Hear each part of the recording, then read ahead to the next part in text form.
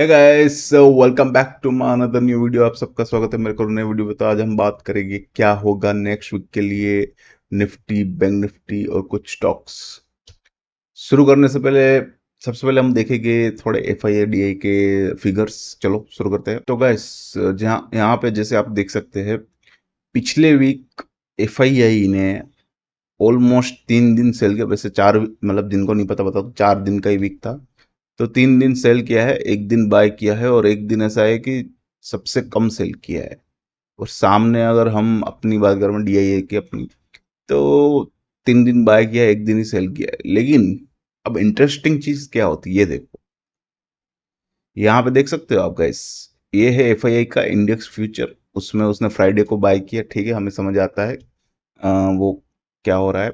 ठीक है, केस में सेल किया है, फ्यूचर में बाय किया, मतलब उनको लगता है कि शायद फ्यूचर अब इंडेक्स यहाँ से बढ़ेगा, बाउंस बैक आएगा।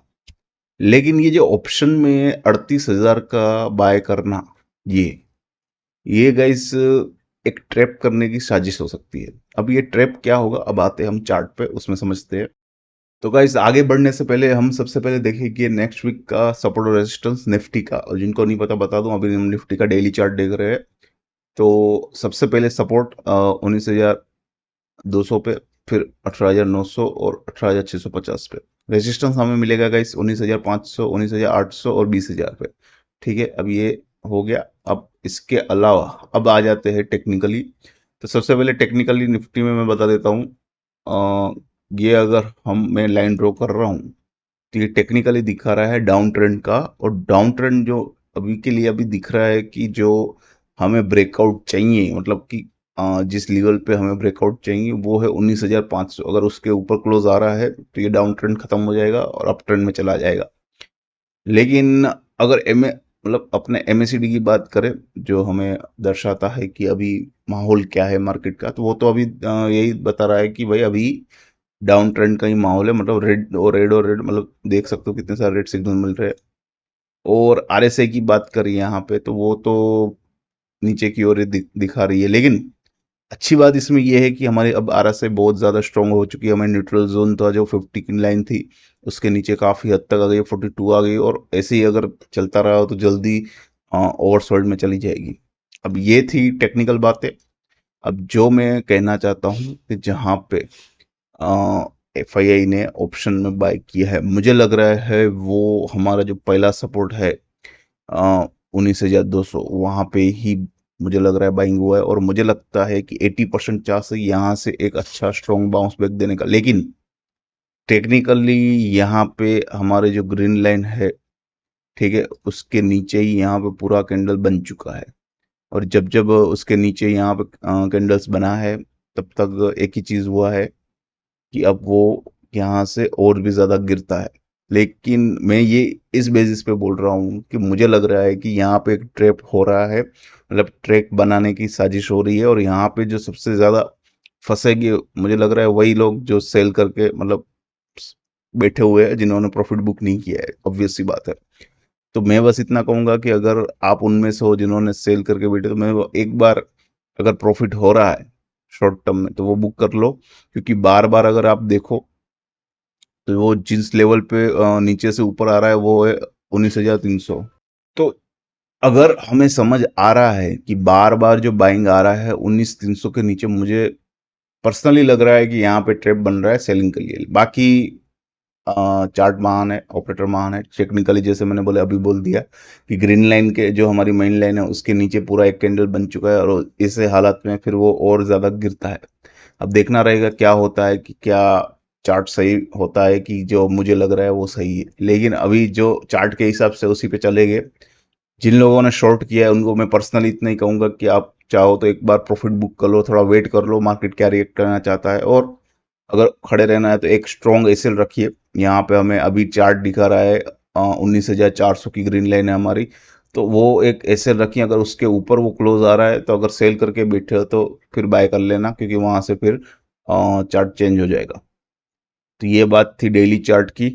अब आ जाते हैं वीकली चार्ट पे। तो सबसे पहले गाइस, मैं यहाँ पे अगर देखो ये एक लाइन ड्रॉ कर रहा हूँ, ठीक है। अ- अब देख सकते हो ये जो लाइन ड्रॉ की है वो कितनी, मतलब अगर मैं जूम कर रहा हूँ ना, ये देखो कितना परफेक्टली इसके हिसाब से नीचे नीचे जा रहा है।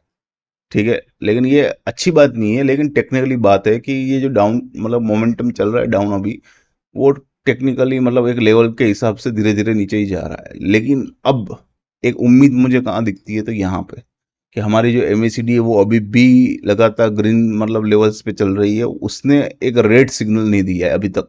और जिस हिसाब से ये लास्ट वाला बना है, मुझे लग रहा है कि अगर नेक्स्ट वीक भी कोई सुधार नहीं आया तो रेड हो जाएगा, या तो फिर उसके नेक्स्ट वीक 2 वीक मतलब देखना पड़ेगा, या फिर हमें रेड सिग्नल मिल जाएगा 2 वीक, क्योंकि ऑलरेडी 4 रेड कैंडल्स बन चुके हैं और मुझे लगता है कहीं पे भी एक बाउंस बैक मिलना चाहिए।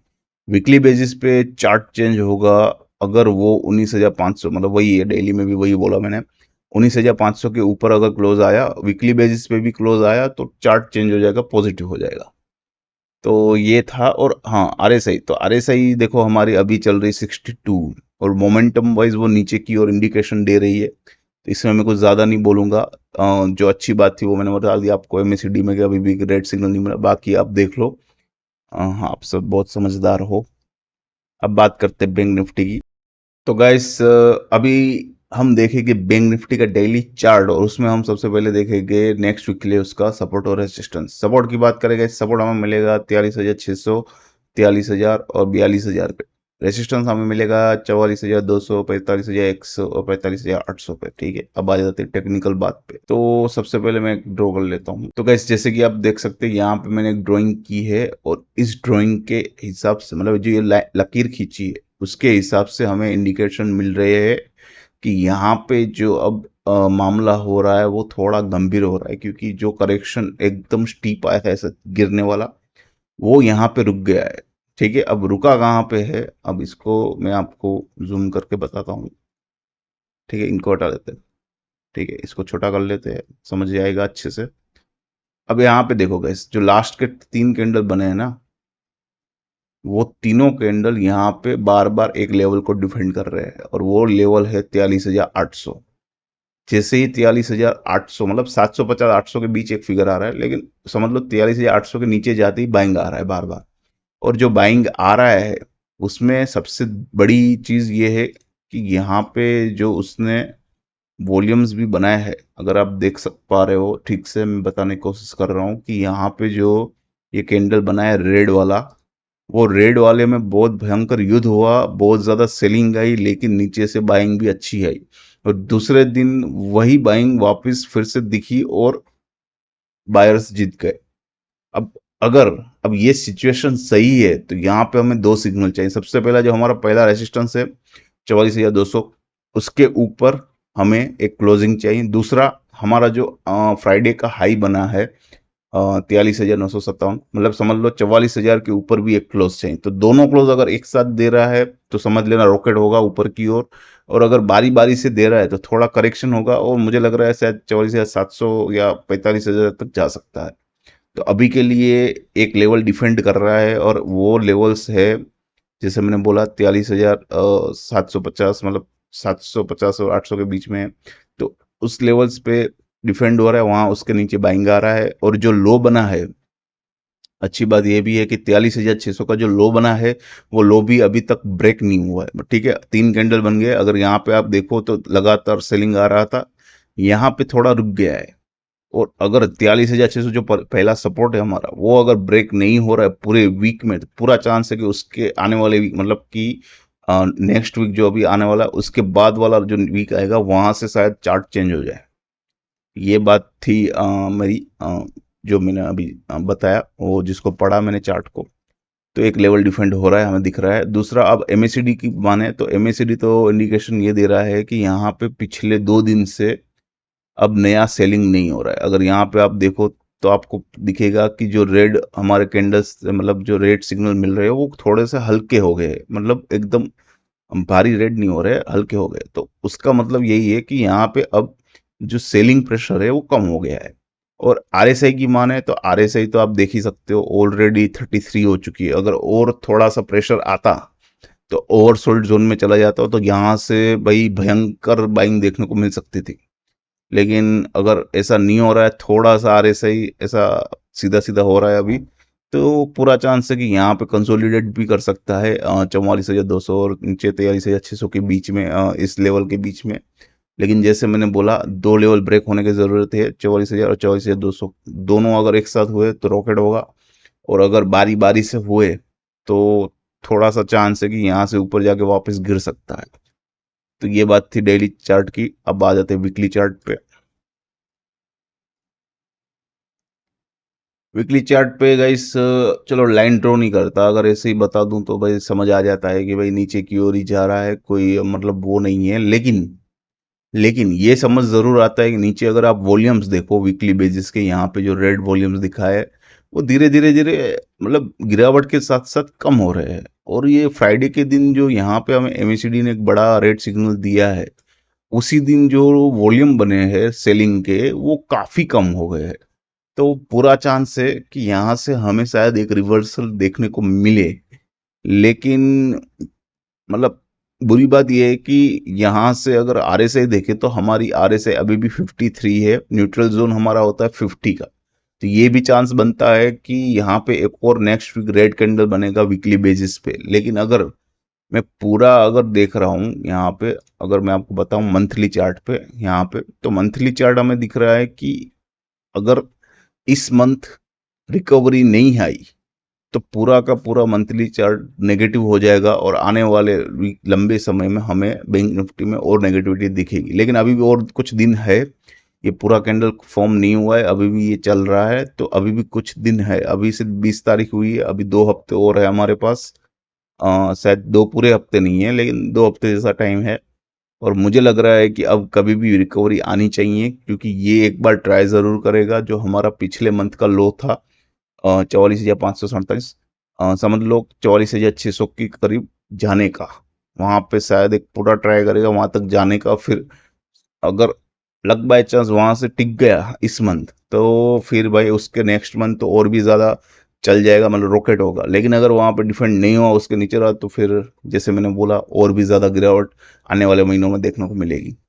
अब देखते हैं, रिकवरी आनी चाहिए टेक्निकली, मुझे यही लग रहा है। मंथली चार्ट भी मैंने स्टडी किया उसके हिसाब से, और जिस हिसाब से डेली चार्ट में ये लेवल डिफेंड कर रहा है बार बार 43,000, मतलब 600 का लो बना के उसके ऊपर जो डिफेंड कर रहा है, 43,800 के नीचे बाइंग दिख रहा है।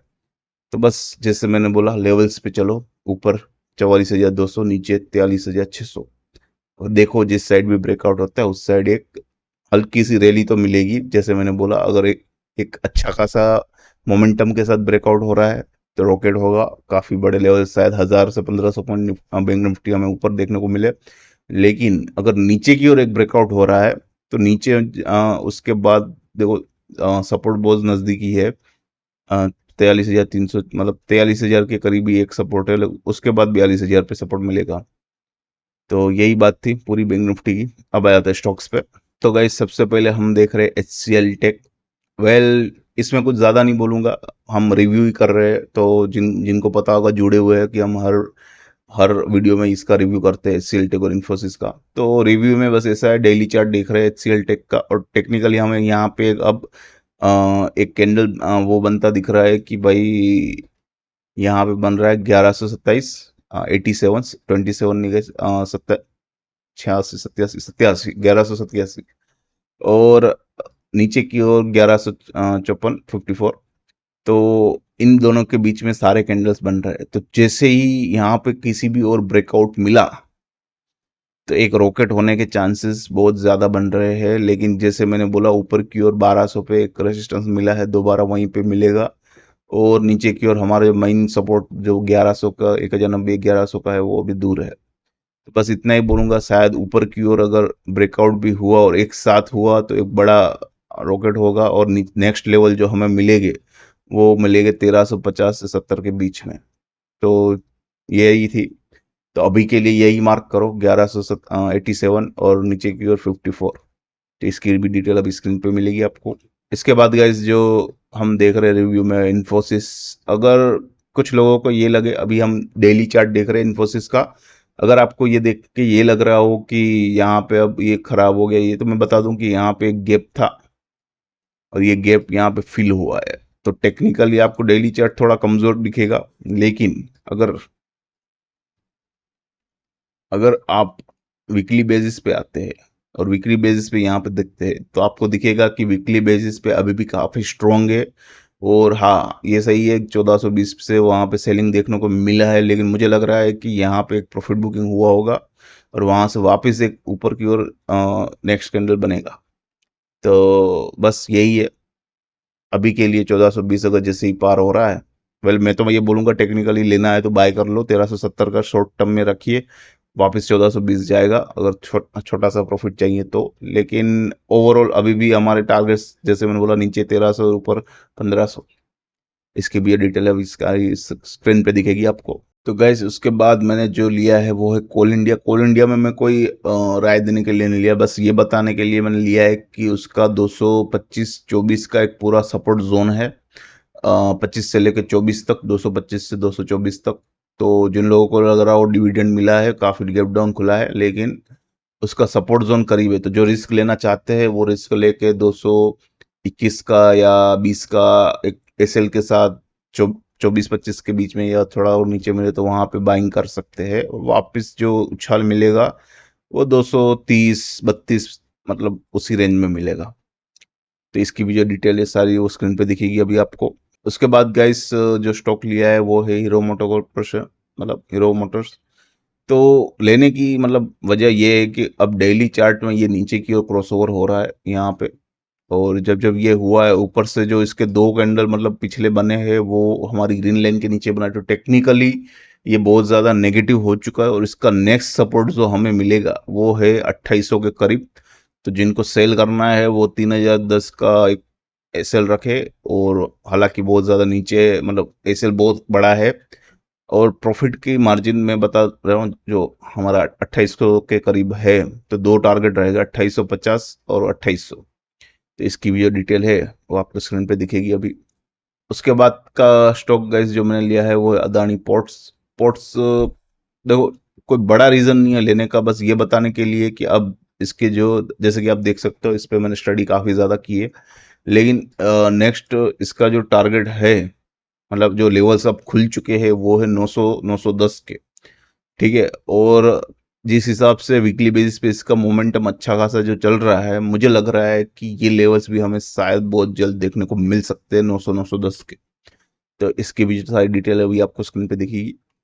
इसके बाद गाइस जो स्टॉक लिया है मैंने वो है एचर मोटर्स या इचर मोटर्स, पता नहीं क्या प्रोनाउंस होता है लेकिन सॉरी।